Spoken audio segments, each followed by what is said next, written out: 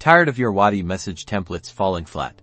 Let's transform them from boring to brilliant. First, log into your Wati account, then, on the left-hand sidebar, find and click on the Templates section. This is where all your existing message templates live. Now, locate the template you want to edit. Carefully review each to make sure you pick the right one. Once you found it, click directly on its name to open the template editor.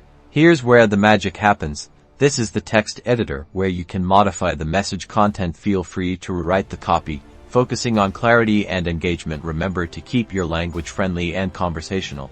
To personalize your messages, use variables like customer_name or order_number. Position them strategically for maximum impact.